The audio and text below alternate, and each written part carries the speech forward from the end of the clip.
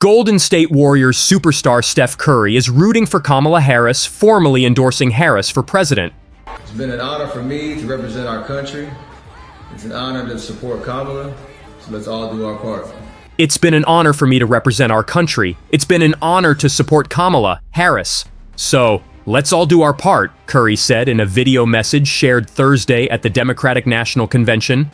Curry helped lead the United States men's national basketball team to a fifth consecutive gold medal at the 2024 Paris Olympics earlier this month. It marked Curry's first Olympic appearance, which he called a great honor.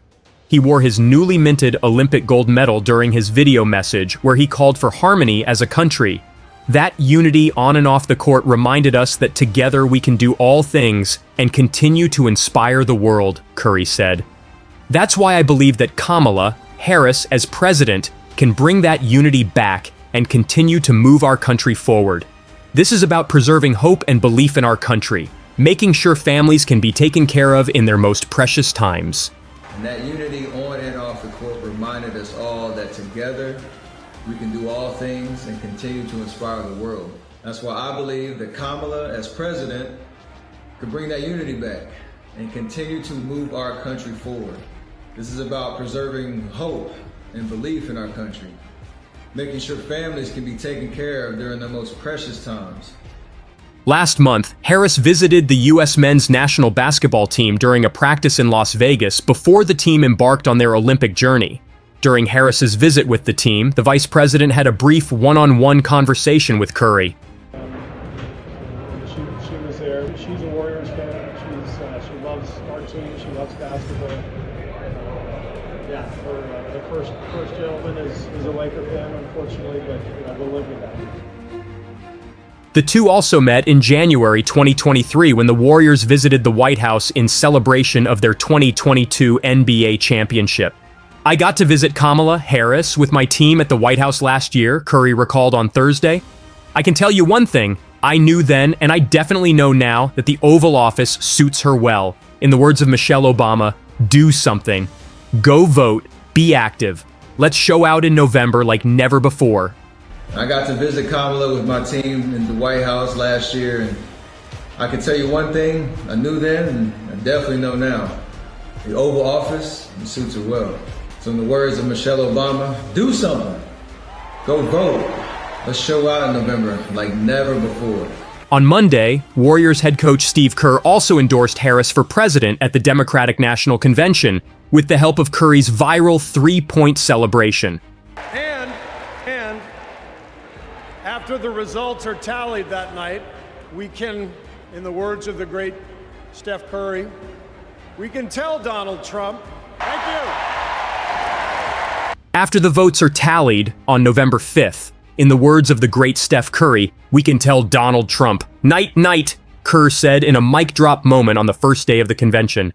Back from Paris after coaching the U.S. men's basketball team to a gold medal, Steve Kerr spoke Monday at the Democratic National Convention in Chicago, and the Warriors coach brought the house down at United Center by borrowing a taunt from a certain Golden State superstar. After the election results are tallied that night, Kerr said at the end of his remarks, we can, in the words of the great Steph Curry, we can tell Donald Trump, night, night. And after the results are tallied that night, we can, in the words of the great Steph Curry, we can tell Donald Trump, night, night.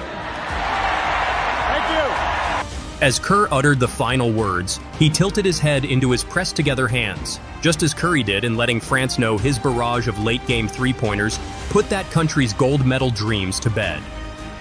While France's Victor Wembanyama felt the Nuit Nuit dagger from Curry during the gold medal game in the Paris Olympics, it's questionable if Trump understands the reference Kerr made at the DNC.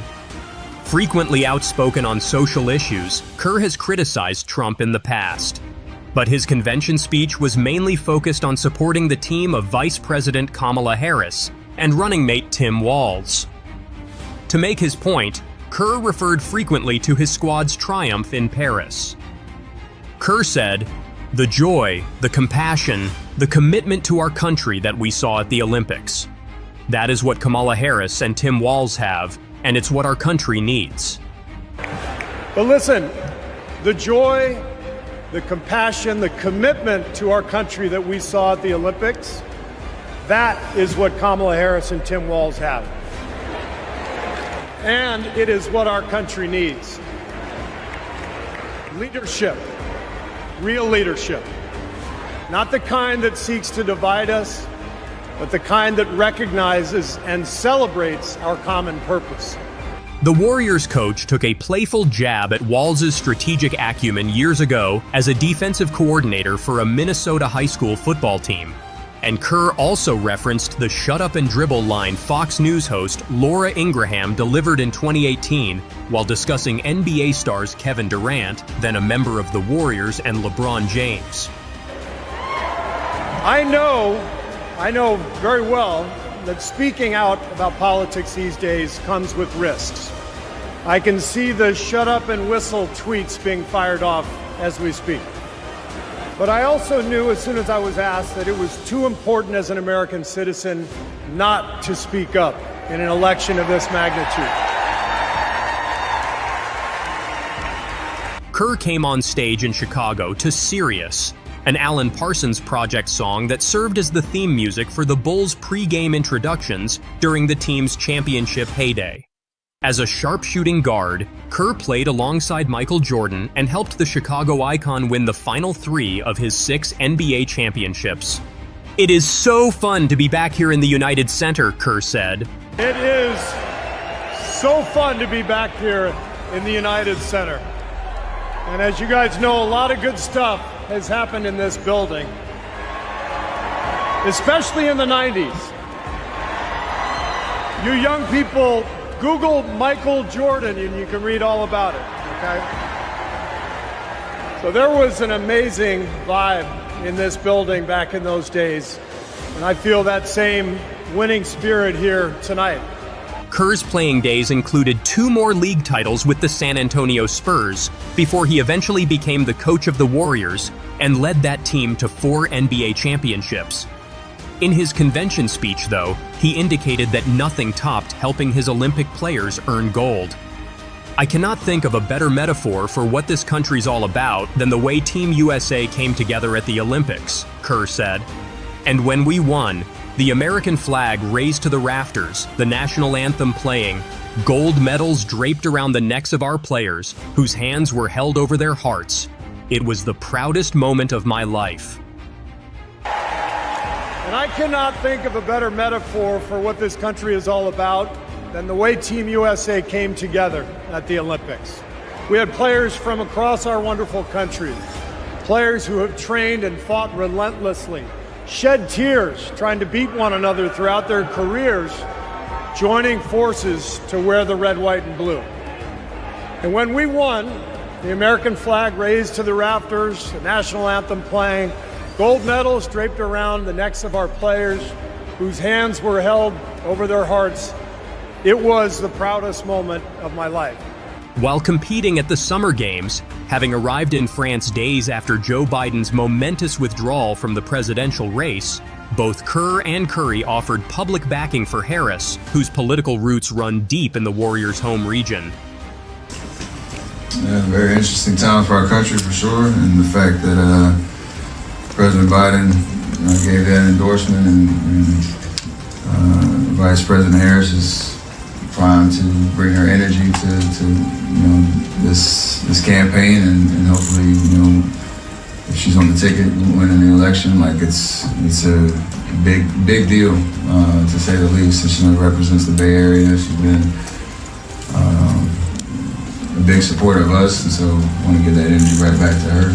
And just excited knowing, obviously we're representing our country here, and this is a very monumental next couple months for our country and the direction that we're headed. So hopefully this is a great way to do our part to continue unifying the country with how we, sports brings a lot of people together. And for her in this moment, knowing what's ahead, like it's all about positive energy and optimism, knowing how divided our country is right now. So just excited for the journey ahead for her. Kamala Harris is a great candidate. Kerr said that day at practice, and I will support her. Stephen Curry gave France the night-night treatment late in the Olympic gold medal game. Curry and his Golden State teammates drew Trump's ire in 2017 after it became apparent that the then-champion Warriors had no intention of making the traditional visit to the White House. Going to the White House is considered a great honor for a championship team, Trump tweeted at the time. Stephen Curry is hesitating, therefore invitation is withdrawn. After winning another championship in 2018, Curry and Conte used a road trip to Washington several months later to visit former President Barack Obama, rather than Trump's White House. On Monday, Kerr said he accepted an invitation to speak at the Democratic convention because he believed in a certain kind of leadership. I believe that leaders must display dignity.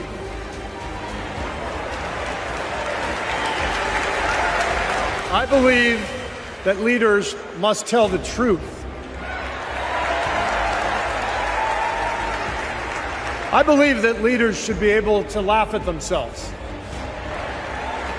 I believe leaders must care for and love the people they are leading. I believe leaders must possess knowledge and expertise, but with the full awareness that none of us has all the answers. And in fact, some of the best answers often come from members of the team. And if you look for those qualities in your friends or your boss or an employee or your child's teacher or your mayor, then shouldn't you want those same qualities in your president? And when you think about it that way, this is no contest. With Kamala Harris and Tim Walz, I see all those qualities. Before closing with his night-night poke at Trump, Kerr returned to Team USA's Olympic victory. Think about what our team achieved with 12 Americans in Paris, putting aside rivalries to represent our country. Now imagine what we could do with all 330 million of us playing on the same team. Not as Democrats, not as Republicans, not as libertarians, but as Americans. Jason Tatum publicly backs America's outrage against Steve Kerr's Olympics disrespect. Even as Team USA walked away with a gold medal at the 2024 Olympics, the debate around Jason Tatum's playtime hasn't ended.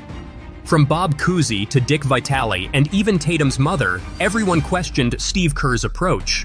After all, Tatum was just fresh out of an NBA championship win. American rapper Vince Staples also showed his support for the Celtics star, and it seems like Tatum wasn't too happy with his treatment in Paris as he showed his displeasure on Instagram.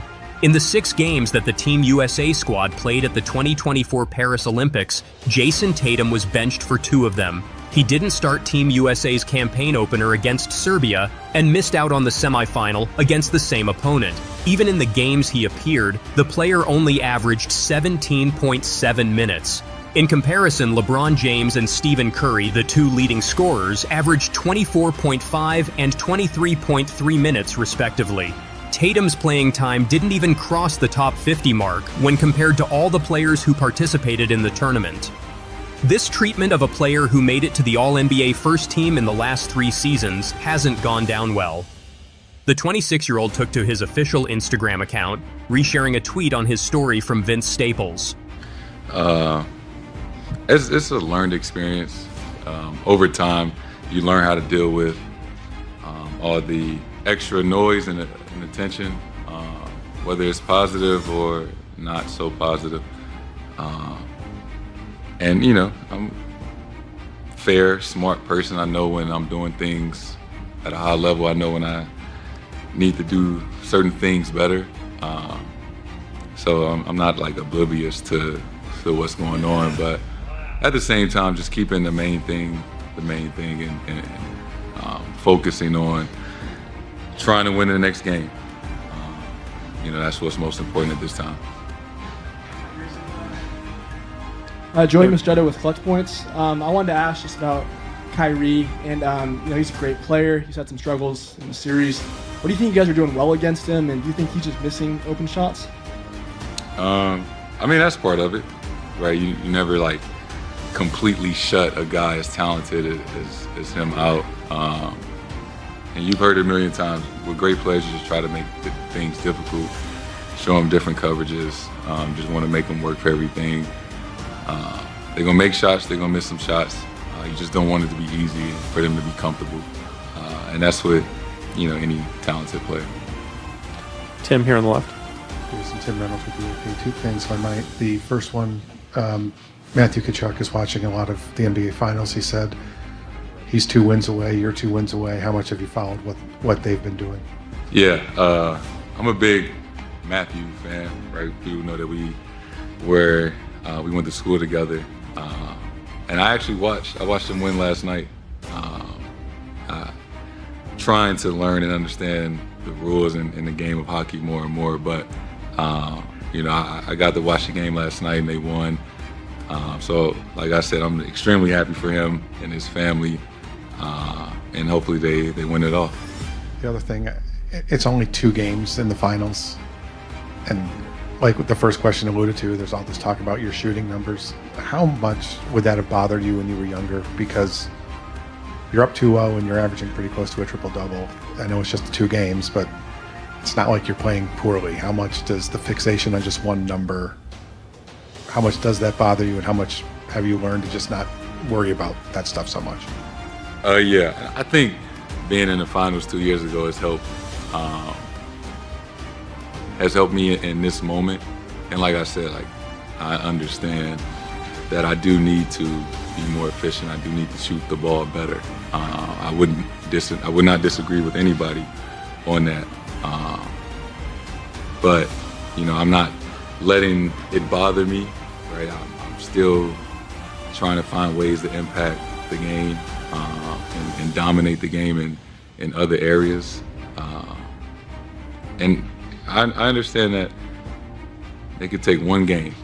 One game I could explode and, all those, the percentage and things like that could change. So it's just that mindset of, I'm one game away or whatever that means.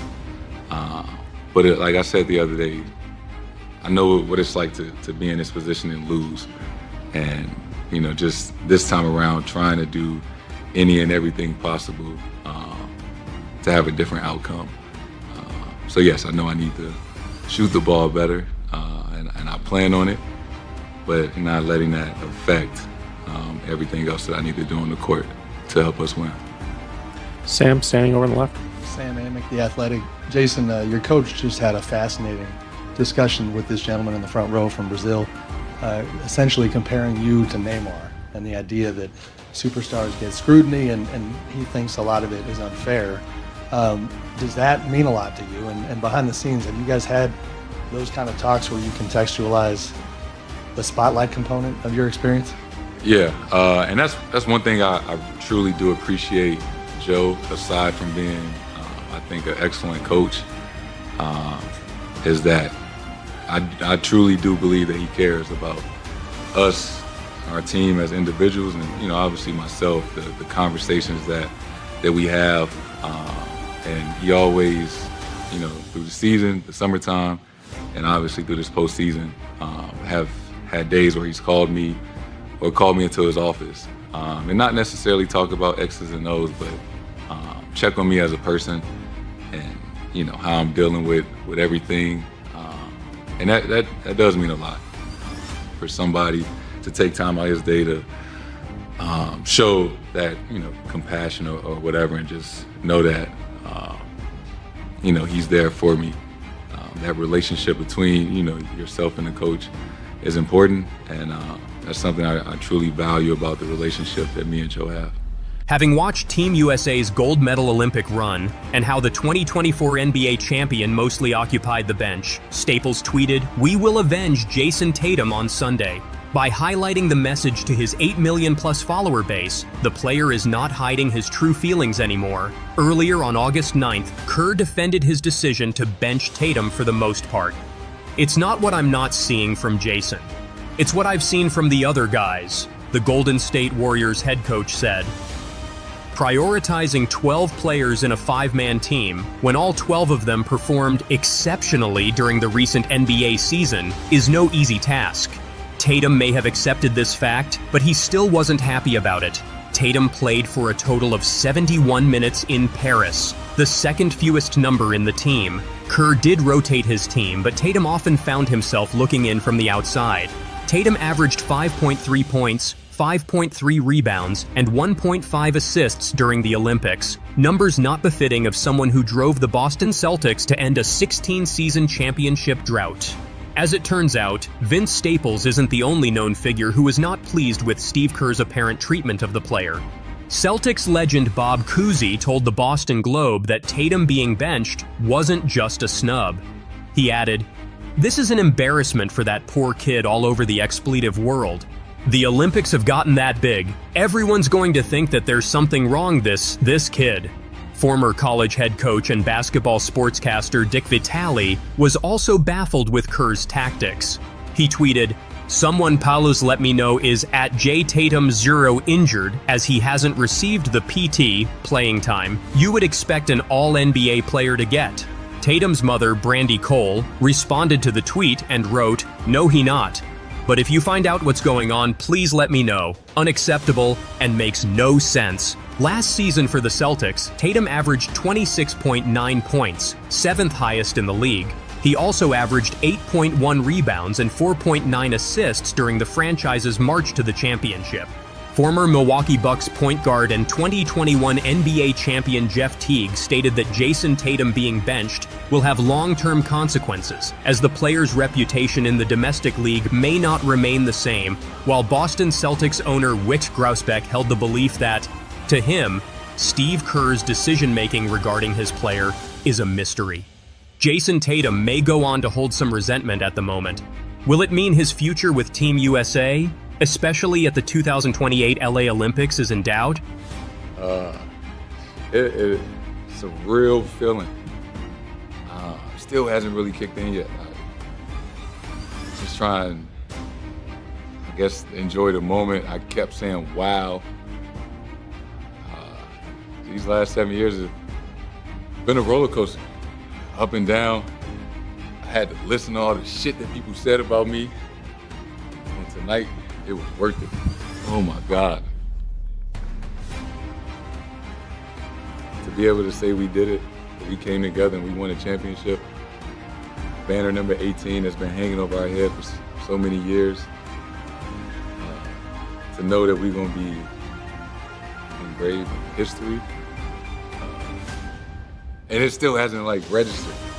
I'm just still trying to process it all. But we did it.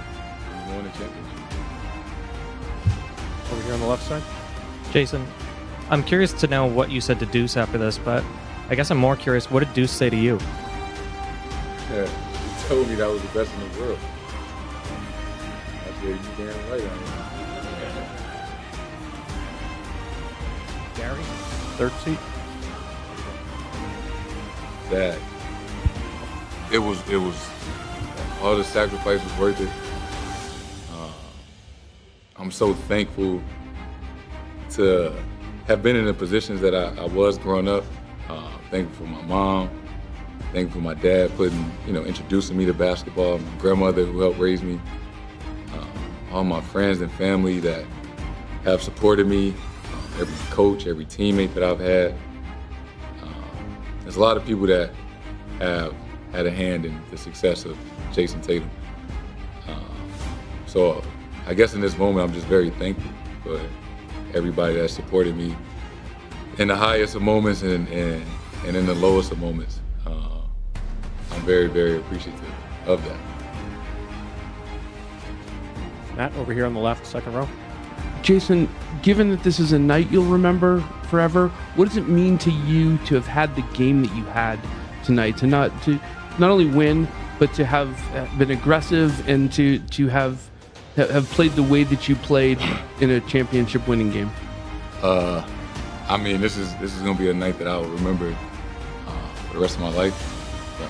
The game, the celebration, these moments.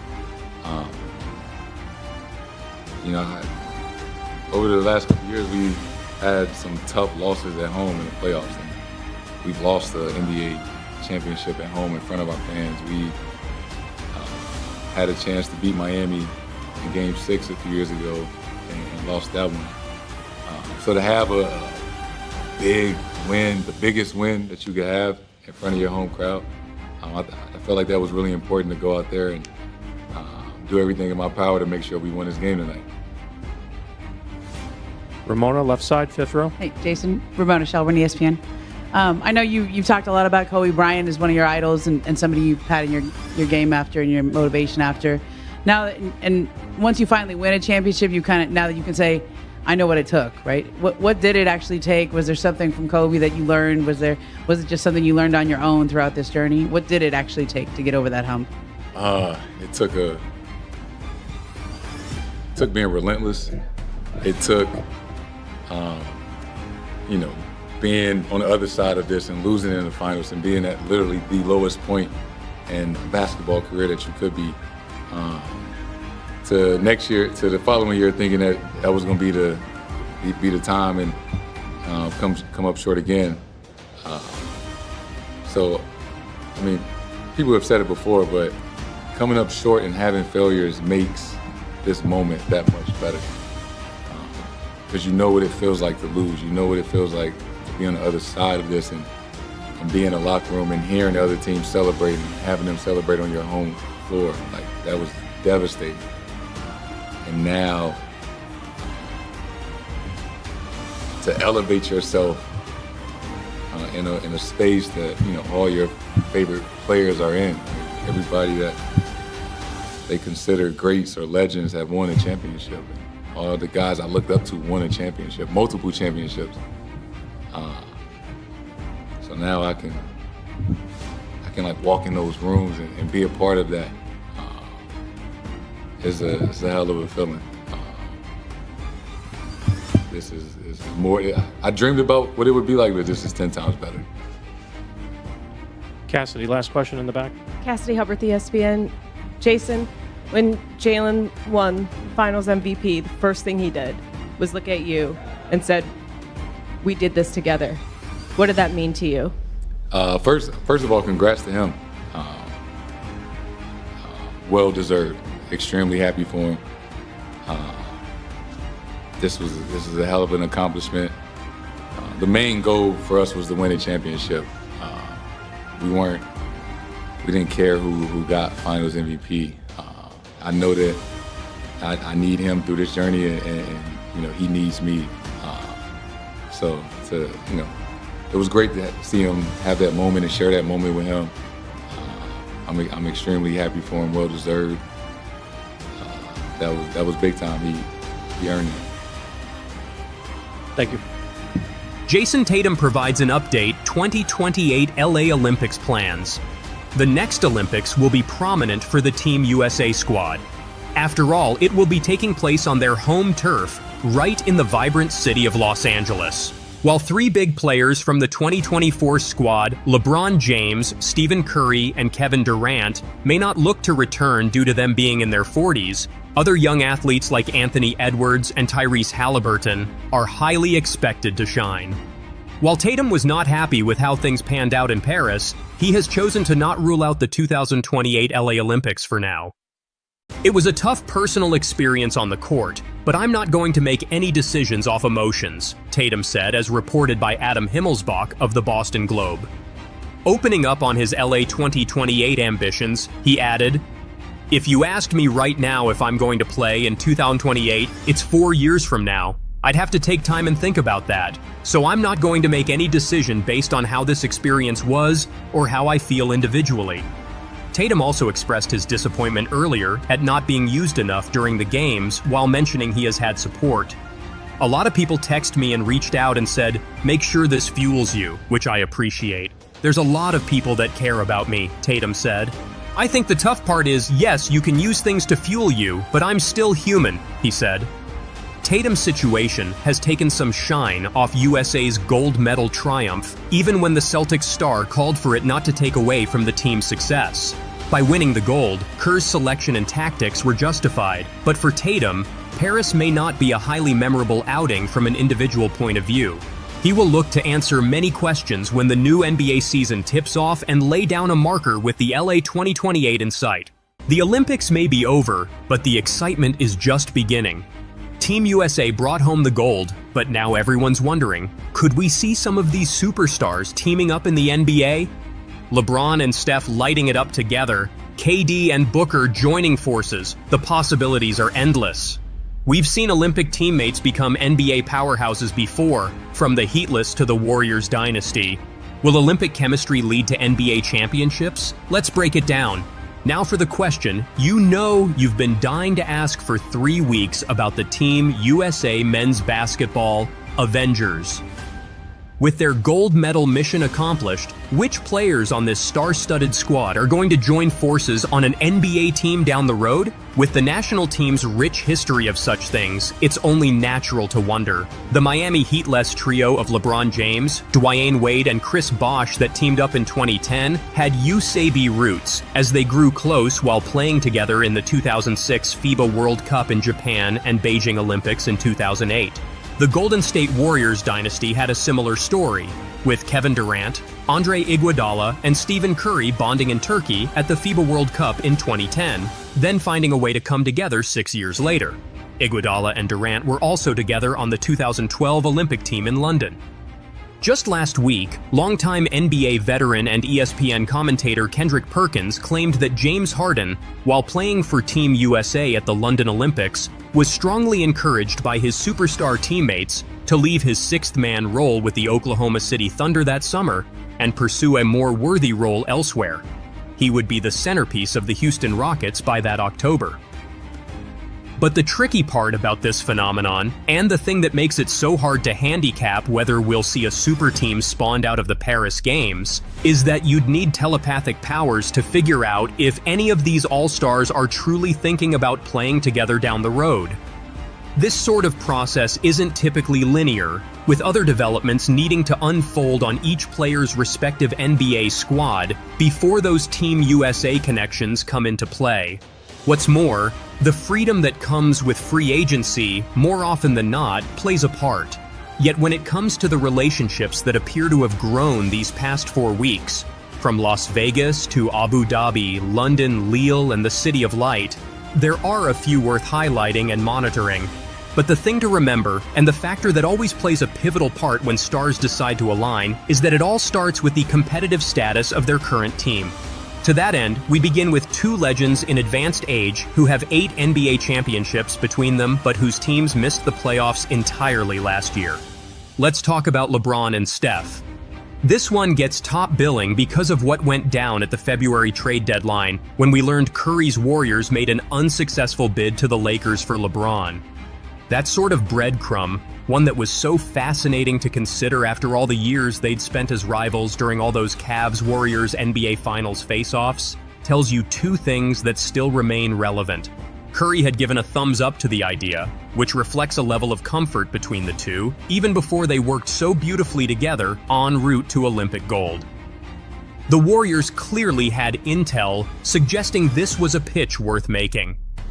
At the time, James was approaching his possible free agency, and there seemed to be enough questions as to whether he'd want to stay in Lakerland that it led to a conversation between Golden State owner Joe Lacob and the Lakers' Jeannie Buss.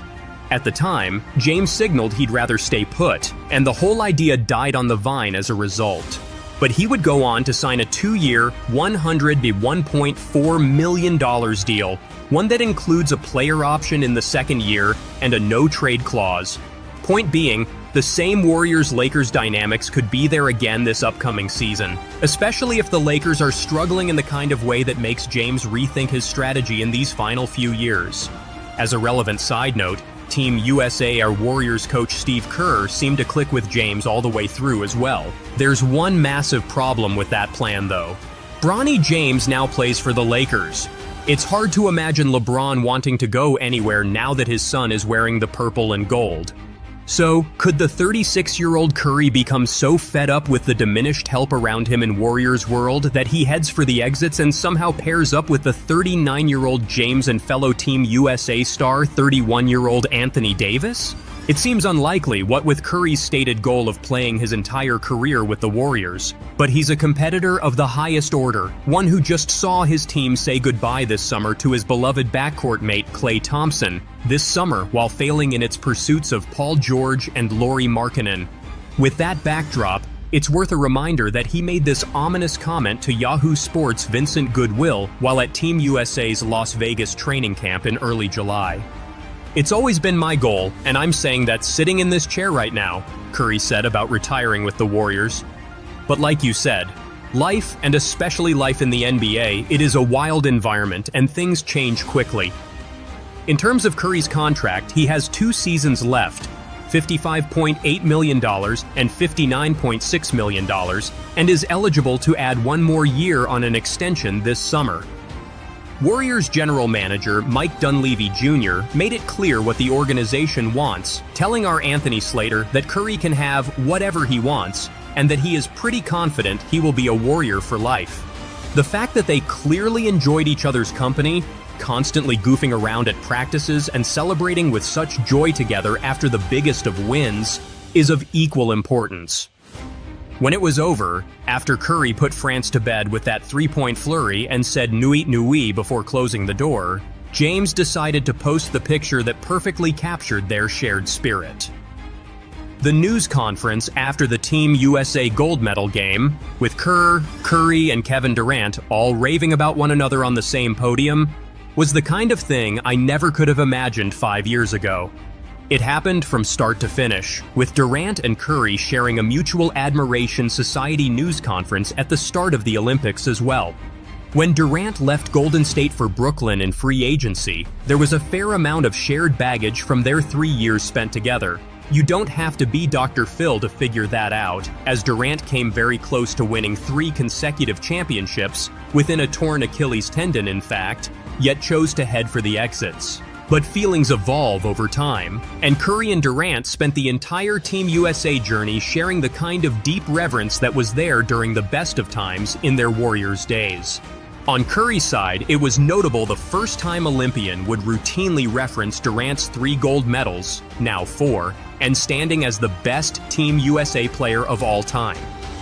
Durant, in turn, spoke glowingly about who Curry was and remains both on and off the floor. Yet while the Warriors are clearly on the prowl for another big-time star, and with a known commodity like Durant certainly fitting that bill, Phoenix Suns owner Matt Ishbia emphatically insisted the 35-year-old wasn't going anywhere in late June in response to speculation of a possible Durant departure. NBA draft night is the best. Everyone talking about the drama and storylines, some are right and some are just wrong. Matt Ishbia said, "My turn. Phoenix loves Kevin Durant and Kevin Durant loves Phoenix, and we are competing for a championship this year because we have the team to do it. Gotta." But how might Ishbia feel if they fall short again?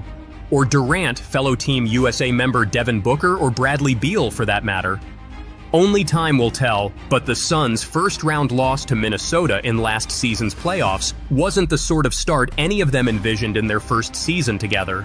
When the gold medal game news conference was nearing an end, after they all fielded several questions about Curry, Durant, and James, Kerr grabbed the microphone and announced that he had one more thing on his mind. "Devin Booker is an incredible basketball player," said Kerr, who chose to start Booker for every Olympic game en route to him, averaging 11.7 points, team best 56.5% from 3, and 3.3 assists. Nobody asked about him, but he was our unsung MVP. I just wanted to say that. Curry, in turn, posted Kerr's quote on his Instagram story and added the caption, "Damn straight," while tagging Booker's account.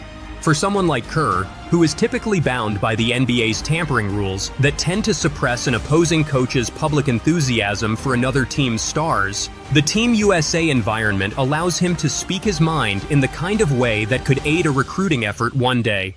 That's not to say it was his intent, as Kerr seemed deeply genuine about Booker's contributions. Even still, it's a pretty convenient way to show a star player like Booker the kind of love he'll never forget. What's more, the truth about the Suns is that rival teams are monitoring the desires of Durant and Booker. The Rockets, to cite one example I reported in late June, are among those teams that have Booker on their wish list. But again, Ishbia has pushed back hard on this premise that these Suns will fail, and he'll be forced to blow it up amid all that pressure from the unforgiving luxury tax. They're more invested in Booker than anyone else, with his contract running 4 more seasons for a combined total of approximately $220 million, and the notion of him being available anytime soon seems very unlikely. To hear Booker tell it at Team USA's Vegas training camp in early July, he's every bit as invested in this Suns group as Ishbia. "I mean, I've never seen an owner do something like that before," Booker said when I asked him about Ishbia's tweet about Durant. "It just shows you what type of guy Matt is. He's all in on the group that we have. We believe in the group that we have and the talent that we have. It's not easy to win a title. So I think having that hurt together and that experience together in the playoffs is going to help us moving forward. Boston went through it before winning it all in June.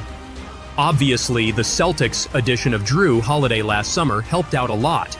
But yeah, moving forward, you know, you live and you learn, and I think experience is the best teacher.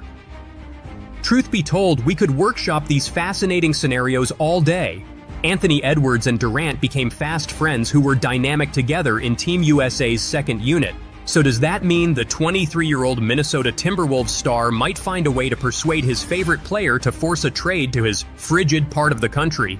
Don't count on it, from either side. After Minnesota's run to the Western Conference Finals last season, and with Edwards' star on a meteoric rise, it's so far so good for him with his current core. Joel Embiid was desperately in need of help a few months ago, but the Philadelphia 76ers are all set for their next push after landing George in free agency and re-signing Tyrese Maxey. Could Heat big man Bam Adebayo, whose running mate, Jimmy Butler, can be a free agent next summer, find the help he so desperately needs among his Team USA pals? Perhaps, but there are no visible dots to connect just yet.